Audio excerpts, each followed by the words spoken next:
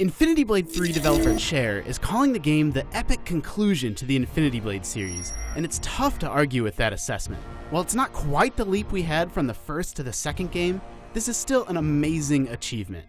With a poignant, well-acted story addressing themes of sacrifice, guilt, and betrayal, with gorgeous, boundary-pushing visuals, and of course with plenty of intense, best-in-class combat, Chair is accomplishing things that almost no other studio is even attempting on mobile devices.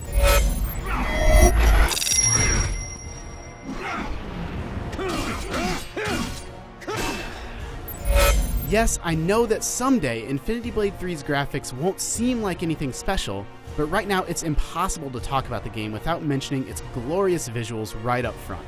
Yes, there's all kinds of whiz-bang graphical effects, ridiculous high-res textures, and other examples of technical excellence, but Infinity Blade looks and feels so special because these outstanding graphics are combined with impeccable art design. The castles you explore are all classy and distinct. The enemies are all horrifying in their own unique ways. And your hideout is an idyllic respite from the chaos that ensues outside of it. Sound design is also top-notch, especially the music. A few key moments are accompanied by brilliant and memorable melancholy musical cues. Without getting into spoiler territory, the plot allows for a much bigger, world-spanning adventure. Instead of continually assaulting a single tower, you're sent around the world of Infinity Blade to experience a much wider assortment of locations and enemies. The variety is great, but since the plot linearly takes you from tower to tower, in some ways there's actually less exploration than there was in Infinity Blade 2, where you were poking around the nooks and crannies of a single sprawling location.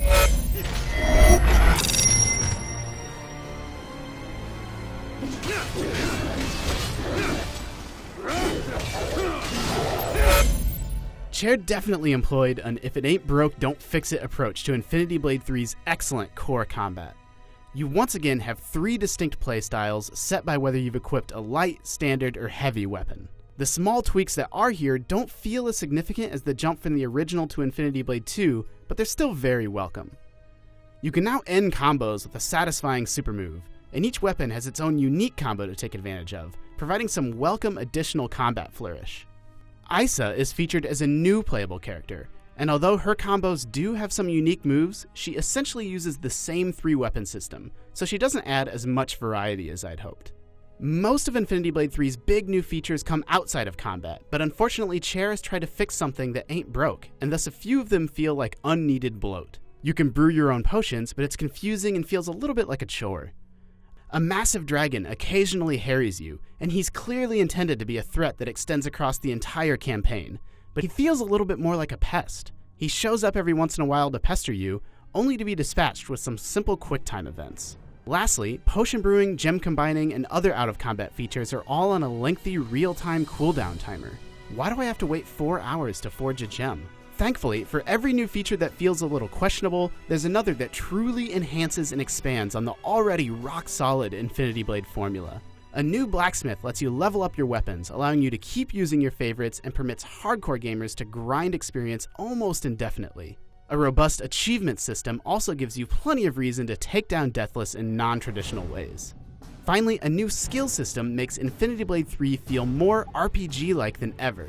Dropping stat points into attack or health now unlocks bonuses at key milestones like free chest unlocks or longer combos. This encourages balanced character builds. It's a great system to keep you motivated to continually level up.